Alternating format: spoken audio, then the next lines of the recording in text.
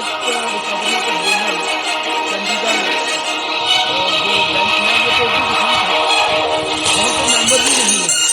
और मेरे नोटिस में ये बात भी आई है कि वहाँ के मुखिया साहिबान ने भी हड़ताल की हुई है कि नए जदीद वहाँ के मेंबर्स की अपॉइंटमेंट होनी चाहिए ताकि ट्रिब्यूनल जो है फंक्शनल हो। वहाँ के लोग हड़ताल पे हैं और यहाँ का काम भी आप फिक्स करके डेट आई है 10 सितंबर 2021 को। और अंडर दिस नोटिफिकेशन जितने भी डेट रिकवरी केसेस हैं डिफरेंट कोर्ट्स में पेंडिंग हैं, हमारी पूरी यूटी जम्मू कश्मीर के अंदर और लद्दाख यूटी के अंदर सारे के सारे cases date recovery tribunal Chandigarh को ट्रांसफ़र हुए हैं। तो जब ये नोटिफिकेशन वकला साहिबान के नोटिस में आई तो इमीडिएटली बार ने रिएक्शन अपना दिखाया।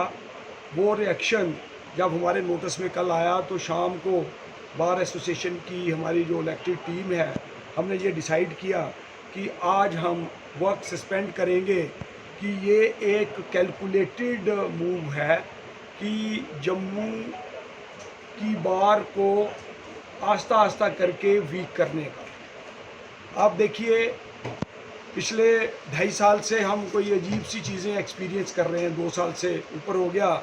हमारा रजिस्ट्रेशन वर्क था वो पहले जुडिशल ऑफिसर्स करते थे, उसको इन्होंने ट्रांसफ़र करके रेवेन्यू ऑफिसर्स को भेज दिया। रेवेन्यू ऑफिसर्स के ऑफिसेस डिफरेंट जगहों पे स्कैटर्ड हैं जम्मू के अंदर।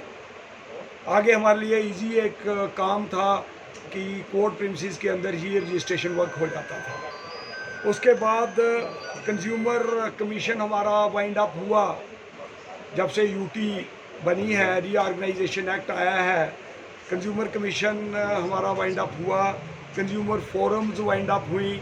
हमें तो आज तक ये नहीं पता कि हमारी ये जो फाइल्स हैं कमीशन की और फोरम की ये कहाँ पे पड़ी हुई हैं और इनको कौन देख रहा है। इसके साथ सेंट्रल एडमिनिस्ट्रेटिव ट्रिब्यूनल, हम आपके साथ जब भी मुलाकात करते हैं तो ये चर्चा हम करते आ रहे हैं कि ये ट्रिब्यूनल जो है इसकी लोकेशन, इसकी सीट कोर्ट प्रिमिसेस में होनी चाहिए। रजिस्ट्रेशन वर्क चाहे रेवेन्यू के लोग करें, वो कोर्ट प्रिमिसेस हमारी जो हमारा जानीपुर कॉम्प्लेक्स है इसके अंदर बननी चाहिए। ये सारे अरेंजमेंट्स गवर्नमेंट को पहले कर लेने चाहिए थे, उसके बाद फेज्ड मैनर में चीज़ें जो हैं वो हमारे से निकालनी चाहिए थी। अब ये डेट रिकवरी ट्रिब्यूनल जो है ये इन्होंने जो इसको जुरिस्डिक्शन दे दी, नोटिफिकेशन निकाल दी और हमारा जितना ये काम डेट रिकवरी का यहाँ पेंडिंग है सिविल कोर्ट्स में, ये सारा का सारा काम जो है वो निकल जाएगा। अब ये हमें तो समझ नहीं आ रही, ये शायद ये चाहते हैं कि हम ये जो काला कोट पहन के अपना काम कर रहे हैं, ये हमारा काला कोट भी खुलवाना चाहते हैं, हमारा गाउन भी खुलवाना चाहते हैं। ये एक किस इंटरेस्ट के साथ ये चीज़ें सारी होती जा रही हैं, इस बात की हमें समझ नहीं आ रही है। इसलिए हम प्रेस के माध्यम से, आप लोगों के मीडियम से गवर्नमेंट को एक अल्टीमेटम आज देना चाहते हैं कि आप एंटी बार जो पॉलिसीज़ हैं, एंटी पीपल पॉलिसीज़ जो हैं, इनको बंद कर दीजिए। आप देखिए एक आदमी पार्डर में रह रहा है, उसके खिलाफ एक मुकदमा हो जाता है पार्डर में रहने वाले के खिलाफ। जब कोई आदमी द्रास लेके आगे रह रहा है, उस आदमी के खिलाफ कोई मुकदमा हो जाएगा, वो मुकदमा अपना फाइट करने के लिए अब चंडीगढ़ जाएगा अकॉर्डिंग टू दिस नोटिफिकेशन। ये सारी जो ऑर्गेनाइजेशंस हैं लोगों की कन्वीनियंस के लिए है, पब्लिक वेलफेयर, पब्लिक कन्वीनियंस के लिए है।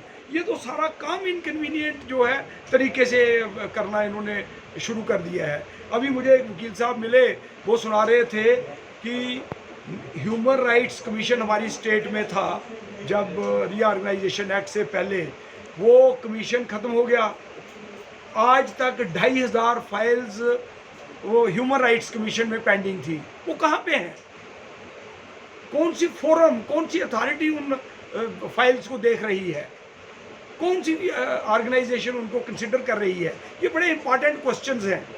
हम पढ़े लिखे लोग हैं, हम सभी लोग ये कहते हैं जी बार जो है, बार हमारी ड्यूटी है टू हेल्प दी पब्लिक। जो लोग अदालतों में आते हैं, लिटिगेंट्स की अगर अदालत में कोई प्रॉब्लम होगी, हम अदालतों में जाएंगे। फोरम हमें पता है कौन कौन से फोरम है। ये जो नया तरीका इन्होंने ढूंढ लिया है, मैं ये समझता हूँ ये सारे लॉज ऐसे लॉज हैं जो इम्प्लीमेंट नहीं हो सकते। और इससे होगा क्या, आस्ता आस्ता करके हमारे पेशे से आगे ही लोग इतने अफेक्ट हो चुके हैं।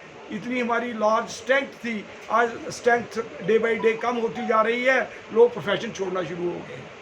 अगर यही बात रही तो मैंने आपको पहले ही कहा कि ये हमारे जो अजीज़ या मैं, हम लोग भी अपना काला कोट उतार देंगे। यही चाहती है गवर्नमेंट।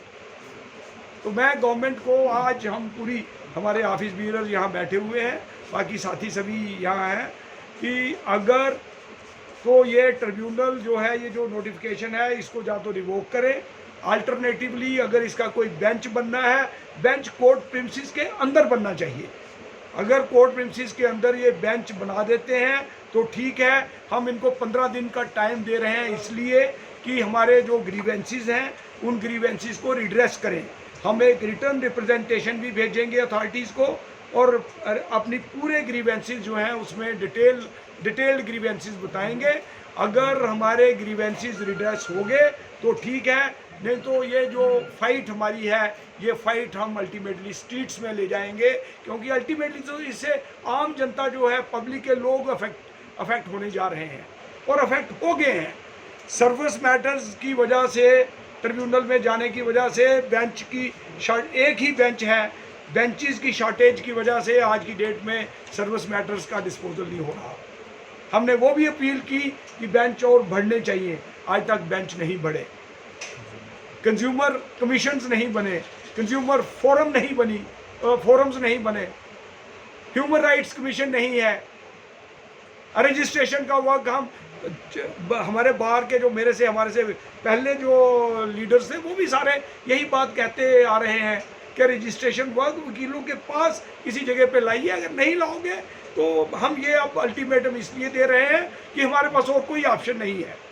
तो हमें एक एजुकेशनल पाथ जो है वो अडॉप्ट करना पड़ेगा, उसके अलावा और दूसरा कोई रास्ता हमें सामने नजर नहीं आता।